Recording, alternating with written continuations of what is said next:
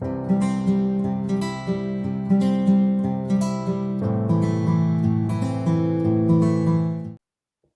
there, my name is Michelle and I'm the community manager of the Sexperts Business Community. Today, I'm going to do an interview with Paul Essery, the founder of My Sales Guru, serial entrepreneur and sales expert. Our topic today, why is it important to have sales skills and what steps you can take to scale your business? I hope you enjoyed the video. Let's go. So, hello, Paul. Nice to have you here today. Thanks for inviting me. So, what about you? Could you give us a short introduction of yourself and what you're doing? Okay, so my name's Paul Essery. I'm the founder of a small online sales training and coaching business. The first thing I always say to people is I'm not a proper business person. I mean, my grand plan in life was when I left home at 16, was to travel the world and go climbing. That's what I wanted to do. But I was never able to figure out how to make any money out of that. So although I had a good time, don't get me wrong, I had a ball traveling the world with my mates and climbing, and I've been to lots of interesting places. But really, to cut a long story short, I became an entrepreneur really to fund my climbing hobby. And over the last, I don't know how many years, I've had 4 businesses. This one is my 5th. 2 technology businesses, 2 consultancy stroke training businesses. And when I started out in business, I was hopeless at selling. I mean, I was just hopeless. I couldn't have sold a cold drink to somebody dying of thirst in the desert. I mean, I was just hopeless. But I was smart enough to realize that I needed to learn. And really, the last, I don't know how many years it is. I've been in business about 40 years actually overall. All that time has really been a journey about learning how to sell. And over the years, one of the things I realized is that actually lots of entrepreneurs struggle with the same issues around sales. I mean, everyone needs to sell. I mean, you can't be an entrepreneur unless you sell, because you need to get customers, you need to get investors, you need to get suppliers, and so on. So you have to be able to sell really to be an entrepreneur. In fact, to lead any business, really, you need to be able to sell. So I began to realize that there were a set of common problems. And really, when I left my previous business, I was the managing director of a technology business up until a little while ago. And I sold out of that and decided to start this business. I was wondering what to do. So I thought, well, I know how to solve a lot of those problems for people, for other entrepreneurs. I also did a big research project into how entrepreneurs sell. So I learned a lot about how other people approach sales as well as me. And really, the upshot of that is that I've got a very simple sales sort of model, sort of, if you like, that really seeks to address those common problems that most entrepreneurs have. So it's not the be all and end all. This sales model will do everything. It's about addressing the main issues that most entrepreneurs and business people have in sales, so that they can be significantly more effective. I mean, one of the issues about sales is lots of people do what I did, which they try to learn. And there's nothing wrong with that, but it does take a long time. And you make a lot of mistakes along the way. And because you make mistakes, you lose a lot of business. And actually, there's a quicker way. Mm-hmm. And what is that way? Learning to sell is fine. But inevitably you make a lot of mistakes and you lose a lot of business. So, if I was to go back to square one, I would learn to sell straight off. I would try and get some good training straight off, because it pays for itself very quickly if it's good training. So that's why. And what I see are lots of entrepreneurs making the same mistakes that I made. They do this. They just do the same things wrong that I did. It's good to be able to help people. I like working with entrepreneurs. So what I do at the moment, really, I'm coaching people. My bulk of my work is just coaching other entrepreneurs on how to sell. I have a sort of a coaching program. The other thing we're developing is a story selling project, which is all about using storytelling to create sales stories, which is a very effective method of selling your products and services. So that's me, really, in a nutshell. Does that answer your question?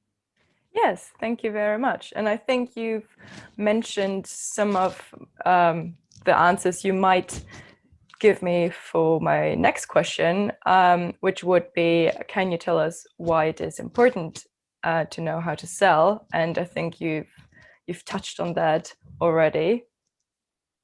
Yeah, so I mean, again, there's no rocket science here. I mean, if you're leading a business, whether you're the CEO or whether you're an entrepreneur, you've got to be able to sell your ideas to people. So if you can't sell, you can't get investors, you can't get customers, you can't get suppliers, you can't get staff. So it's a very important skill, and most successful entrepreneurs are good at selling.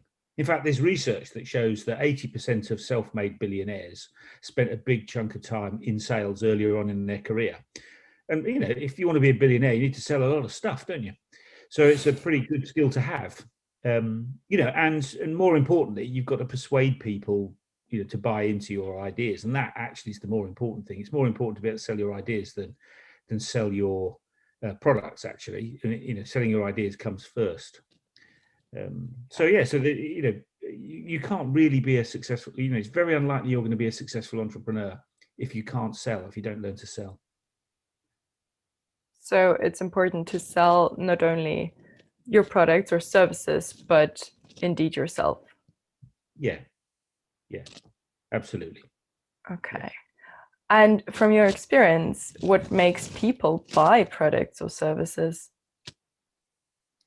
So that's a very good question. And obviously it depends on the product, doesn't it? Depends on the product and service. So the reason people buy it depends on what you're offering to them.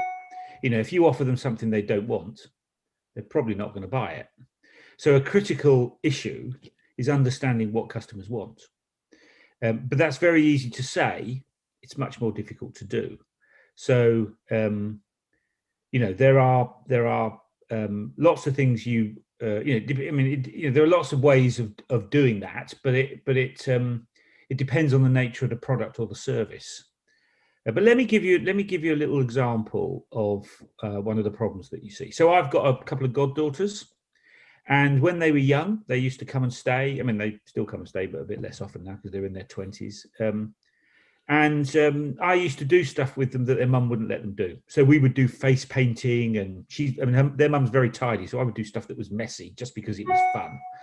And the girls loved it, of course. But one of the things we used to do was sort of baking. So we would, bake pizzas and bake bread and stuff like that because the kids liked it and I liked doing it. And anyway, one time we decided to make pancakes. I mean, it's pancake day this week, I think, or last week. We decided to make pancakes. And one of the interesting things about pancakes is that, we made them in the conventional way. You put the batter in the frying pan, and my little goddaughter Laura, she used to like sweet stuff, so she used to really like things like Nutella and chocolate spread and stuff like that. So we would make pancakes, Nutella pancakes. And she would say, "Oh, I love these pancakes. They're absolutely lovely." But of course, her mother was like, "You shouldn't feed her that because it's full of sugar." Right? And that's one of the interesting conundrums in selling, right? It's very easy to sell people stuff that they want. And, there's nothing wrong with that. If people want Nutella pancakes, then that's fine. There's nothing really wrong with that. And people can make a choice. But let's say you want to buy legal advice or financial advice, and what you want is not what's necessarily good for you. Yeah. And there's a conundrum there. So it's a bit like the pancake. Laura wanted the pancake, but as her mother pointed out, it's not necessarily very good for her. And that's often true when you're selling professional services of one type or another. So one of the interesting conundrums is how you persuade people to buy things that they don't initially like because they want something else because they think that suits them, but actually it's not necessarily the best thing for them. And that's a very interesting conundrum. And in fact, that's at the heart of one of the big problems in sales. Because my view of sales is that sales is helping clients choose the right product or service. Yeah. And if you focus on helping clients choose the right thing, then all the ethical stuff goes away. All the scandals we've had about mis-selling insurance and pensions, all the rest of it, all that goes away if you focus on selling customers the right thing. But it's easier to say this is the right thing than it is to get people to buy it, particularly if it doesn't necessarily look attractive to them in the short term. Yeah. So there's a conundrum there, and that's the bit of sales that's the hard bit. Getting to people to buy what they want is not difficult. Getting people to buy things that are good for them is a lot more problematic. And really, that's one of the things that I spend a lot of time with my clients, is helping them understand how to persuade clients that the expertise that they offer will really help them, rather than perhaps some of the misguided ideas that clients have, not because for any malicious reason. It's just they may not understand the issue, they may not be familiar with it, they may not be very experienced, they may be working under a set of wrong assumptions or whatever. I mean, we all get things wrong, so there's nothing, no sin about that, if you see what I mean. But the challenge of sales is trying to persuade people to buy stuff that's good for them, that they don't necessarily think is going to be good for them. Does that make sense? Yes, it definitely does. But the question obviously is now, how can you persuade people to buy products that they might not want or see the need for? Okay, so imagine you were going to get married, right? Would you want to, let's say you're going to have a white wedding, you're going to get married in a very expensive big white dress with the veil and all the rest of it, right? I'm not saying you are, but let's imagine that you are for the sake of argument, right? Would you want to get married before you tried the dress on and had a fitting? No. No, you want to try the dress, but then you want to make sure it fits. You want to make sure you look good in it, don't you? Of course, yeah. Exactly. So I call that strategy try before you buy. And you see that a lot. So you see that a lot with clients. So if you want to buy a car, most people want to do a test drive. I mean, sometimes they don't. I mean, I like Golf, so I would quite happily buy another Golf without test driving it, because I've had a few of them. So I know they drive well. Yeah. But most people would want to test drive a car before they bought it. So I mean, another example, my other half likes to come back when we go on holiday. She likes to go to the Champagne region, and she likes to try champagne. She goes to champagne houses and tries the champagne before she buys it. Nothing wrong with that. She loves it. She chooses the champagne that she wants, and we bring cases of it home.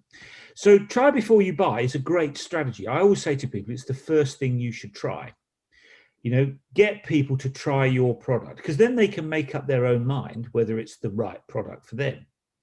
Except if it's like the pancake and it's got sugar in, which is bad for you. So it works to a point. But if you can't actually try the product, the reason you would purchase a product that you haven't tried is because you believe, you don't know because you haven't tried it, but you believe that it will do what you want it to do. Yeah.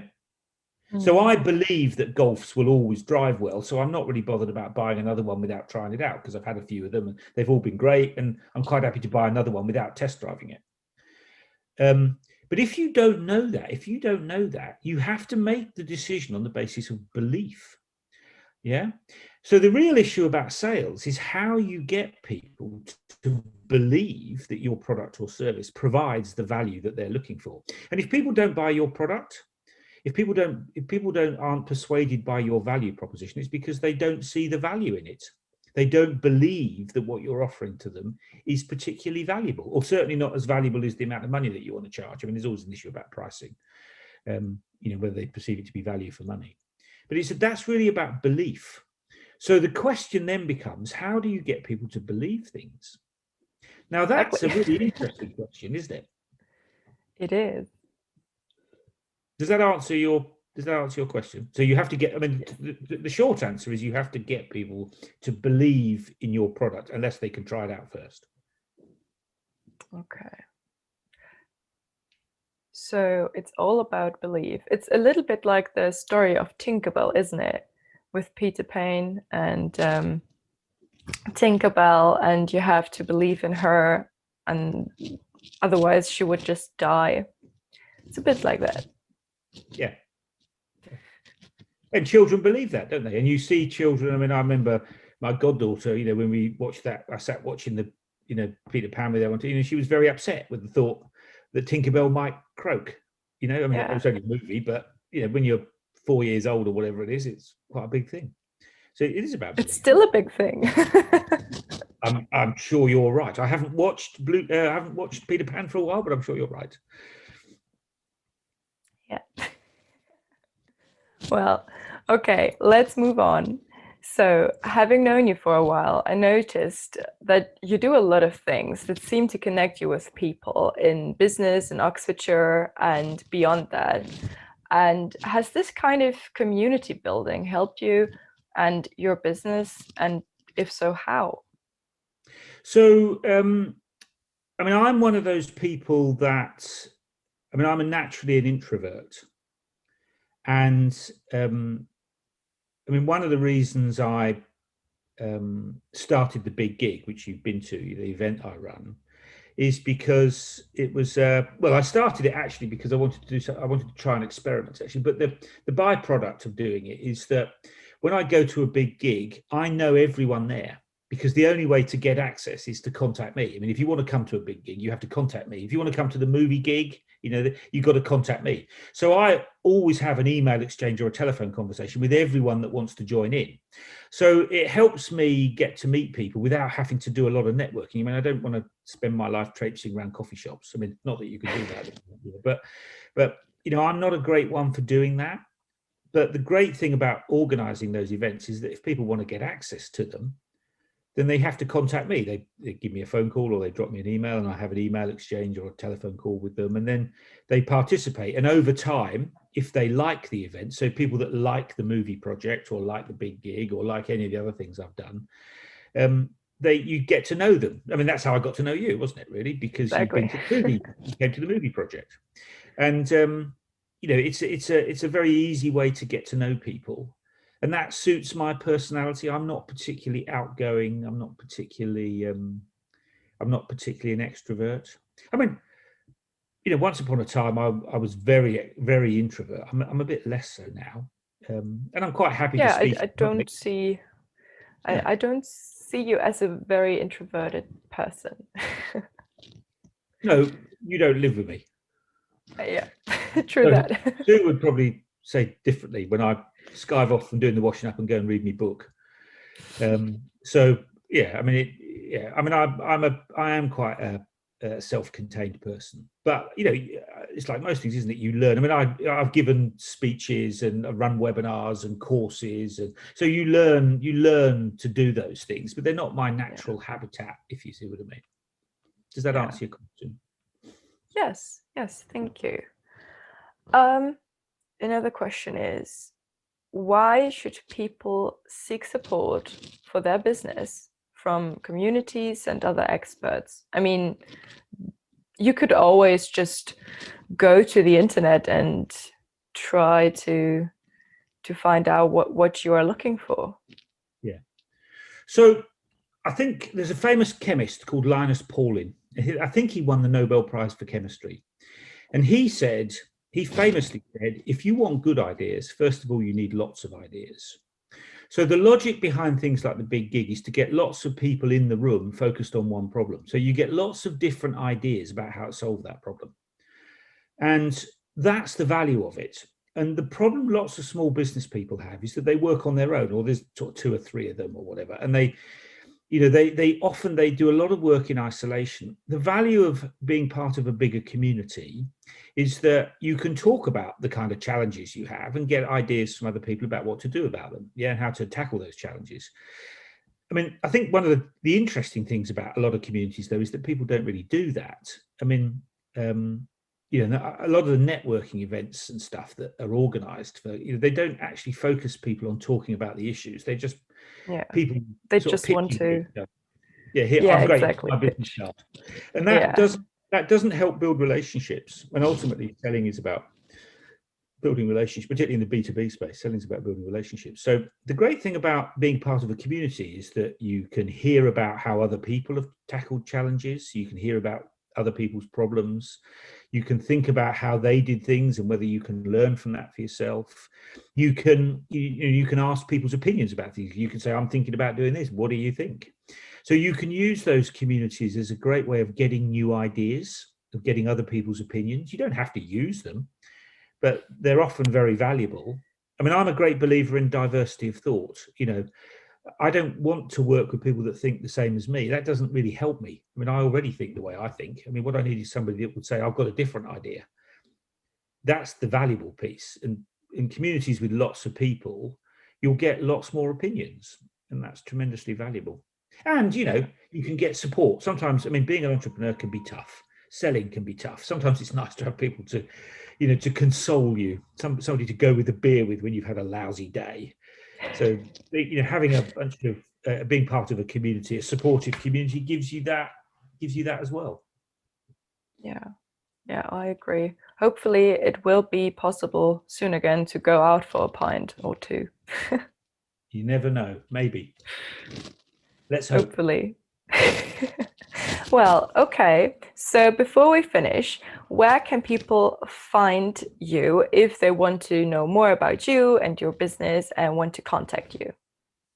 So if people are interested in what I do, they can go to my website, which is mysalesguru.co.uk. My Sales Guru, one word. And I'm Paul, so you can email me at paule@mysalesguru.co.uk.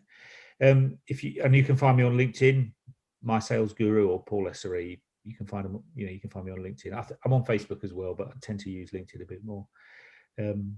Yeah. So, and if you Google My Sales Guru, it normally comes up fairly quickly on the list. So, you know, my email's there and stuff if people want that. Is that helpful? Yes, thank you very much. It was a really, really great talk. Very grateful for that. Thank you very much. No problem. And I wish you a wonderful day. Thank you very much. I wish you a wonderful day too. Bye.